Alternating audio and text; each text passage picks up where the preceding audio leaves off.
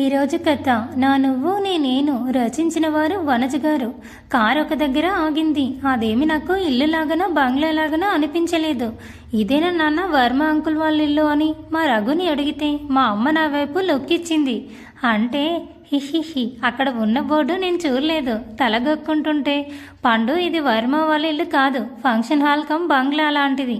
అన్ని తంతులు పెళ్లి కొడుక్కి పెళ్లి కూతురికి ఒకేసారి పక్కపక్కనే చేసేస్తారంట. Just like destination wedding. So Varma వాళ్ళు పొద్దునే వచ్చేసారు ఇక్కడికి, మగపిల్లి వారు కూడా సాయంత్రానికి వచ్చేస్తారు అని చాలా అంటే చాలా వివరంగా చెప్పాడు నాన్న. ఓహో అంటూ కారు నుండి కాలు కింద పెట్టగానే అదేంటో నేల తగలకుండా శుతిమెత్తగా పాదాలకు తగులుతుంది. అలాగే తల కిందకి వంచి చూస్తే డిఫరెంట్ కలర్స్తో ఫ్లవర్ పెటల్స్ ఉన్నాయి. అదేంటి అని నాలో అయోమయం. ఆ పూల రెక్కల మీద నడుస్తుంటే నిజంగా గ్లిమ్స్ ఎంత బాగుందో. నిజంగా నేను ఒక ప్రిన్సెస్ లాగా అనిపించింది. Orange and skin colour designer churidar, full design dupatta, one side pin వేసి, లూజ్ హెయిర్కి స్టోన్ ప్లక్కర్. నా స్కిన్ కలర్తో నా డ్రెస్ కలర్ మ్యాచ్ అయినట్టు ఉంది. అలా వెళ్తుండగా వచ్చింది నాకు ఒక డౌట్. ఎందుకు ఈ పూల బాట నా కోసం వేశారా అని. అవును, ఎందుకు వేసుంటారు అని నాలో నేనే అనుకుంటుండగానే ఆ అంకుల్స్ ఇద్దరు వెల్కమ్ ప్రిన్సెస్ అని ఒకరు వైట్ రోజ్ ఇంకోరు ఎల్లో రోజ్ ఇచ్చి వెల్కమ్ ప్రిన్సెస్ అన్నారు. ఇద్దరు ఒకేసారి. ఏంటి నన్నే అన్నట్టు వెనక ముందు చూసుకున్నాను. అది ఎవరినో కాదు, నన్నే. పండు నువ్విప్పుడు పెళ్లి కొడుకువి చెల్లి వరుస, సో మగ పెళ్లివారి తరపు, సో నీకిదే ఘన స్వాగతం అంటూ ఆ అంకుల్స్ ఇద్దరు నవ్వుతుంటే బాద్షా సినిమాలో అరే పెళ్ళంటేనే మజాక్ అన్న డైలాగ్ గుర్తొచ్చి దాన్ని అందుకొని థ్యాంక్ యూ అంకుల్ అన్నాను. అంతలోపు ఆంటీస్ కూడా కేమ్. వాళ్ళను పలకరించేలోపు విమల ఆంటీకి మన లుక్ తెగ నచ్చేసినట్టుంది. వచ్చి దగ్గర తీసుకొని ఒక చేత్తో 2 బుగ్గలు ఒత్తేసి ఎలా ఉన్నావు పండు అంది. బాగున్నట్టుగా తలూపగానే వెంటనే యామిని ఆంటీ వచ్చి పలకరించింది. అప్పటికే సగం అది ఫంక్షన్ హాల్ ఏం కాదు కాబట్టి ఓ మినీ ప్యాలెస్ అనుకుందాం. అందులో సగానికి స్వాతి వాళ్ళ బంధుగణం నిండిపోయింది. యామిని ఆంటీ వచ్చి మాకొక రూమ్ చూపించి వెళ్ళింది. మా నాన్న మాతో వచ్చాడా? ఆహా అస్సలు కాదు, వాళ్ళ ఫ్రెండ్స్ దగ్గరే ఉండిపోయాడు. రూమ్లోకి వెళ్ళగానే బెడ్ మీద చతికిలపడిపోయాను. పండు లెగు లెగు అంది మా సునీత. ఇక్కడికి వచ్చింది నిద్రపోవడానికా? నా బంగారు, ఈ 2 రోజులు నిద్రకి ఆఫ్ ఇచ్చి సాత్వి వదినతో పాటు వండు పండు, అప్పుడైనా నీకు కొన్ని అబ్బుతాయి అంటూ ఇప్పటికే నిన్ను అడుగుతూ ఉందంట సాత్విక అని చెప్పి బ్యాగ్ ర్యాక్లో వేసేసి అమ్మ క్షణంలో మాయమైపోయింది. యామిని ఆంటీ విమల ఆంటీ దగ్గర ప్రత్యక్షమై ఉంటుంది నాకు తెలిసి. అమ్మ చెప్పింది కూడా నిజమే కాబట్టి అలా ఫేస్ మీద నీళ్లు కొట్టుకొని సాత్వి వదిన రూమ్ ఏదో వెతుక్కుంటూ వెళ్ళాను. మేముండేది 3rd ఫ్లోర్. ఎవరో పెళ్లి కూతురు 1st ఫ్లోర్లో ఉంది అన్నది వినబడుతుంటే స్టెప్ వైపు అడుగులు వేశాను. ఇందాకటి నుండి తింకలేదు కానీ వర్మ అంకుల్ ఇంటికి వెళ్ళుంటే ఆ నాని విరాట్ గారి ముఖాన్నైనా చూసేదాన్ని అని నీరసపడిపోతూ వెళ్తుంటే ఇదిగో పిల్ల అన్నారు 2 బామ్మలు. ఏంటి బామ్మ వినయంగానే అడిగాను నేను కూడా. నువ్వు రాఘవ కూతురువే కదా అన్నారు.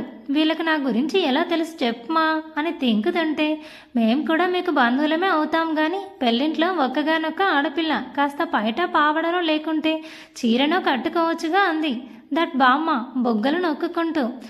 అవి కట్టుకుంటేనే పెళ్ళికి అలో ఉందా బామ్మ అని అడిగాను అమాయకంగా. ఏం లేదే పిల్ల, వేసుకుంటే అదొక సందడిలాగా ఉంటుంది అని. అయినా నువ్వు కూడా ఎదిగినట్టే ఉన్నావు. మా విరాట్ని చేసుకోవచ్చు కదే. మీ నాన్నలు స్నేహితులు కాకుండా బంధువులు అయిపోదురు అంది ఇంకా బామ్మ. మేబీ, కానీ నా హార్ట్లో దిస్ విరాట్ లేడే, దట్ నానే ఉన్నట్టు అనిపిస్తుందే అనుకుంటూ అంత లేదులే బామ్మ, నేను ఇంకా చదువుకుంటున్నాను అని చెప్పి నడుం తిప్పడం మన వల్ల కాదు కాబట్టి చేతులు ఒప్పుకుంటూ సాత్వి వదిన రూమ్లోకి గోయింగ్. సాత్వి వదిన నన్ను చూసి స్మైల్ ఇస్తే అప్పుడే పెళ్లి కల వచ్చేసిన వదిన్ని వెళ్ళి హత్తుకున్నాను. ఎగ్జామ్ ఎలా రాసావు పండు అని వదిన అడుగుతుంటే నో ఇప్పుడు కాదమ్మా, ఆఫ్టర్ రిజల్ట్స్ అడుగు అని చెప్పి వెళ్ళి వదిన పక్కన ఉన్నాను. తెలుసా పండు, పొద్దున్నుండి ఆ ముసలాళ్ళు ఆంటీల మధ్య ఉండి తెగ బోర్ కొట్టేసిందనుకో.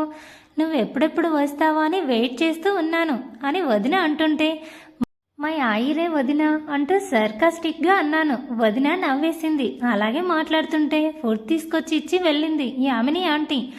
మనమే వెళ్ళే వాళ్ళం కదా వదిన. అంత లేదు మా, మెహందీ ఫంక్షన్ వరకు బయటికి నో ఎంట్రీ అంటూ తినడం మొదలుపెట్టింది వదిన. నాకు కూడా క్యాట్స్ ర్యాట్స్ రన్నింగ్ కాబట్టి మనం కూడా ఫుడ్ ఈటింగ్. వదినని ఆ విరాట్ గురించి అడుగుదాం అనుకున్నాను. అంతలోపు వర్మ అంకుల్ ఫోన్ తెచ్చి, సాత్వి అన్నయ్యతో అంట మాట్లాడుమా, రేపు మార్నింగ్ అంతా నీ ముందు ఉంటాడంట అన్నాడు. లేదు బాబాయ్, అన్నయ్యకి నాకంటే వర్క్నే ఇంపార్టెంట్ కదా, నేనేం మాట్లాడను అని చెప్పింది వదిన. పాపం ఆ విరాట్ గారు ఫీల్ అవుతారేమో అనిపించి, వదిన నువ్వు పెళ్లిలో ఇలా అప్సెట్ అవ్వకూడదు, మీ అన్నయ్య నీకోసమే కదా వదిన ఇంత చేశాడు, తనకి మాత్రం తన చెల్లి పెళ్లి పనులు దగ్గరుండి చూసుకోవాలని ఉండదా, కానీ వర్క్ వల్లే కదా వెళ్ళాడు, చూస్తూ ఉండు రేపటికంతా వచ్చేస్తాడని చెప్పేశా. పెద్ద ఆరిందానిలా ఏమనుకుందో ఏమో, నేను కాల్ చేస్తానులే బాబాయ్ అని వర్మ అంకుల్ని పంపేసి తన ఫోన్ తీసుకుంది. కిటికీ దగ్గరికి వెళ్ళి మాట్లాడుతూ ఉంది. అది తన అన్నయ్యకేనని నాకు ఈజీగా అర్థమైపోయింది ఎలాగో. అంతలో నా ఫోన్కి ఓ మెసేజ్ వచ్చింది అన్నోన్ నెంబర్ నుండి. Hi Cheliya, how are you అని. ఆ రెండో వర్డ్ చూసి నాకు అర్థమైపోయింది ఇది ఆ నానినే అని. బాలేను, అస్సలు బాలేను అని కోపంగా 2 ఎమోజీస్ పెట్టి సెండ్ చేసేసాను. బాలేవా, నేనొచ్చి బాగు చేసుకుంటాలే నా పండుని అంటూ మళ్ళీ మెసేజ్ చేశాడు. ఆహా అంటూ ఆ నానితో కొంచెం మాటల్లో పడ్డాను. నా నెంబర్ ఎలా తెలుసుకున్నాడో మరి. అయినా నా పిచ్చి గాని కాలేజ్ ఇల్లు అన్నీ తెలుసుకున్నాడు, నా నెంబర్ తెలుసుకోలేడా అనుకుంటూ ఆ నానితో చాట్ చేస్తుండగానే వదిన వచ్చేసింది. అంతటితో బాయ్ చెప్పి వదిన వైపుకు తిరిగాను. నేను వదినని ఒక కోరిక కోరానన్నమాట. అది ఆ విరాట్ గారి ఫోటో అన్నా చూపించమని. ఎందుకు పండు, మా అన్నయ్య రేపు వచ్చేస్తాడు కదా, డైరెక్ట్గా చూద్దులే అంది వదిన. నో వదిన, ప్లీజ్ ప్లీజ్ ఇప్పుడే చూడాలి, చూపించు అంటూ గోల చేశాను. మంచి మూడ్లో ఉందనుకుంటా వదిన. సరే అంటూ గ్యాలరీ ఓపెన్ చేసిందబ్బా.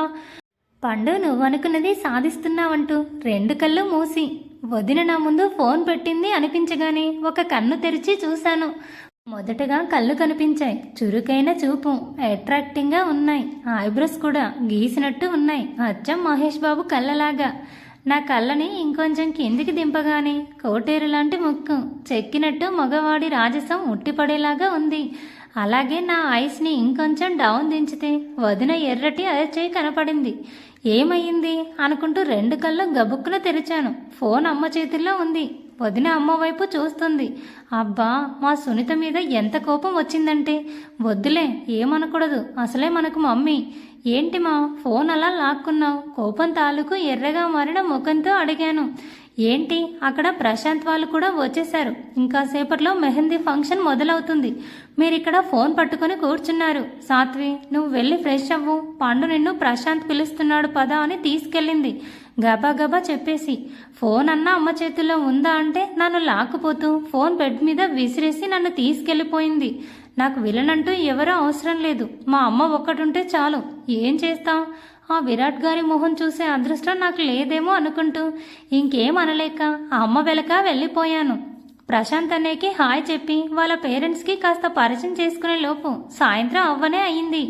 మెహందీ కోసం ఏర్పాట్లు కూడా అయ్యాయి. నేనెక్కడ ఉంటే అటువైపు మా అమ్మ నా వంక కోపంగా చూస్తుంది. ఏంటి, ముఖానికి ఏమైనా అంటుకుందా అనుకుంటున్న టైంలో ఇలాగే ఉంటావా, వెళ్ళి రెడీ అవ్వవా నా దగ్గరగా వచ్చి పైకి అనేసింది మా అమ్మ. అదేంటో నాకు ఎక్కడికైనా వెళ్తే అందరూ అందంగా కనబడాలని తెగ కింద మీద పడిపోతుంటారు, కానీ నాకు ముఖం కడుక్కునే కూడా ఒళ్ళు బరువు. అలాగే ఇంకా అక్కడే ఉంటే మా అమ్మ గట్టిగా తిట్టినా తిట్టేస్తుంది అనుకుంటూ రూమ్లోకి వెళ్ళిపోయాను. మధ్యాహ్నం నుండి బాగా తిరిగాను కదా, సో అలసిపోయాను ఫుల్గా.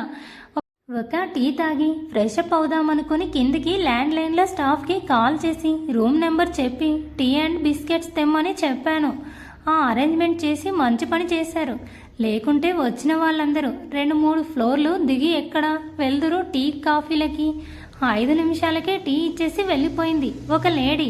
ఆ ట్రేని అలాగే లోపలికి తీసుకెళ్లి హెయిర్కి పైన ఆయిల్ పెట్టేసి వాటి వైపు చూసేలోపు విచిత్రం నాలో. ఎందుకంటే హాఫ్ ఖాళీ చేసిన టీ కప్, ఇంకా హాఫ్ తిన్నట్లుగా ఉన్న బిస్కెట్స్. అసలేంటిదంతా అనుకుంటూ ఉంటే ఇంతలోపు అమ్మ వచ్చింది. పండు ఏంటి, నిన్ను రెడీ అవ్వమని చెప్తే ఏం చేస్తున్నావంటూ. అయిపోయింది మా అంటూ తల పగిలిపోవడంతో ఫాస్ట్గా అయోమయంగా టీ తాగేసి స్నానానికి వెళ్ళిపోయా. నేను వచ్చేలోపు అమ్మ బెడ్ మీద ఒక లాంగ్ లెంత్ ఫ్రాక్ పెట్టేసి మ్యాచింగ్ అన్ని తీసేసి వెళ్ళిపోయింది. అరగంట తర్వాత ఆ ఫ్రాక్ని 2 చేతులతో పట్టుకొని మెహందీ ఫంక్షన్ జరిగే చోటుకు వెళ్ళి వదిన పక్కన సెటిల్ అయ్యాను. వదినకు పెడుతుంటే ఇంట్రెస్టింగ్గా చూస్తూ ఉన్నాను. అంతలో ఇంకో అమ్మాయి వచ్చి నా చేతులను తీసుకుంది. కానీ ఆమె పెడుతుంటే నా చేతుల వైపే చూసుకోవడం లేదు. నిద్ర వస్తుంది. ఇది మాత్రం నిజంగా ఉండే అలవాటే కొంతమందికి. మెహందీ పెట్టడం అయిపోయింది. ఆంటీస్కి అరచేతిలో పెడుతుంటే అంకుల్స్ దూరం నుండి సైట్ కొట్టుకుంటూ ఉన్నారు. నా ఫోన్కి నోటిఫికేషన్ వచ్చింది. కానీ ఓపెన్ చేసే వాళ్ళు ఎవరున్నారు? అది నా ఒళ్ళోనే ఉంది. మెహందీ ఇంకా ఆరిపోలేదు. ఫుల్ జోష్గా మారింది అక్కడంతా. కానీ నా మనసు నాని వైపు పరుగులు పెడుతుంటే మైండ్ ఏమో వసాయి, రేపు ఎగ్జామ్ ఉంది, అది గుర్తుపెట్టుకొని గట్టెక్కవే అంటూ అంతే నవ్వుతున్న దాన్ని ఆపేసి చేతులకున్న మెహందీ వైపు చూసుకుంటే అది ఆరినట్టు అనిపించింది. వదినకి ఎగ్జామ్ ఉందని చెప్పి వెళ్ళిపోయాను. ఎగ్జామ్ కాబట్టి ఎవ్వరూ ఇంకేం అనలేదు. విమల ఆంటీకి నా మీద మంచి ఫీలింగ్ వచ్చేసిందనుకుంటా. నవ్వుతూ త్వరగా చదివేసి పడుకో అని చెప్పి పంపింది. మా రఘు సునీతలు రూమ్లోకి వచ్చే సూచనలు అస్సలు కనిపించడం లేదు. రూమ్లోకి వెళ్ళిపోయి డోర్ లాక్ చేసుకొని ఫింగర్స్కి మాత్రం మెహందీ పోయేలాగా రబ్ చేసుకొని నా బ్యాగ్లో దాచిపెట్టిన బుక్స్ తీసి బెడ్ మీద కూర్చున్నాను. ఫోన్కి వచ్చిన నోటిఫికేషన్ గుర్తొచ్చి ఓపెన్ చేస్తే నీ ఎగ్జామ్ నేను వచ్చి రాయనా అని ఆ నాని నుండి మెసేజ్. ఓహో, నాకు ఎగ్జామ్ ఉన్నట్టు గుర్తు చేస్తున్నావా అనుకుంటూ నేనే చదివి రాస్తాలే అని రిప్లై పెట్టి చదువుకుంటూ ఉన్నాను. ఇంతలో ఆ నాని గారి నుండే కాల్. అది అస్సలు ఎక్స్పెక్ట్ చేయలేదు. ఏదో భావన ఫీలింగ్తోనే లిఫ్ట్ చేశాను.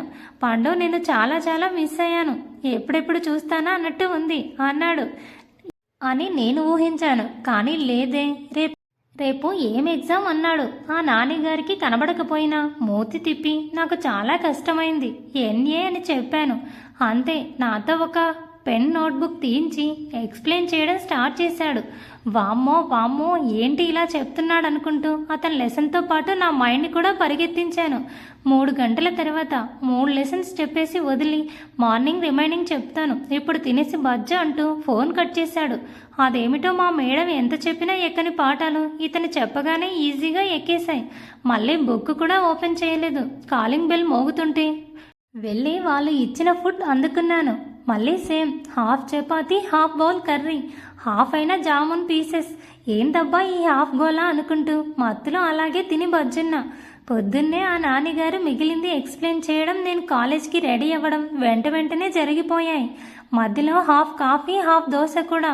అక్కడి నుండి కాలేజ్కి దూరం కాబట్టి కొంచెం ముందే స్టార్ట్ అయ్యాను. అంకుల్స్ అందరూ బిజీ. మా రఘు అయితే అడ్రస్ లేడు. ఆటోలో అయినా వెళ్దామని కంప్లీట్ గేట్ బయటికి వచ్చి నిలుచున్నా.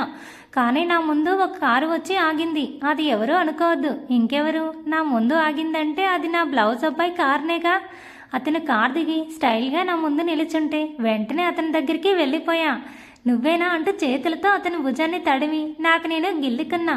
హిహిహి, అది నిజమే. నేను మాట్లాడేలోపు ఎగ్జామ్కి లేట్ అవుతుంది పదా అని తను అనగానే వెళ్ళి కార్లో కూర్చుండిపోయా. రాత్రేగా నాతో కాల్ మాట్లాడావు.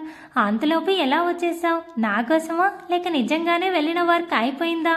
అయినా నేను ఇక్కడున్నానని నీకెలా తెలుసు అంటూ ఏదేదో వాగుతుంటే, ఉష్, ఎగ్జామ్ ఉంది, ఫస్ట్ రివైజ్ చేసుకో, అది గదిమాడు.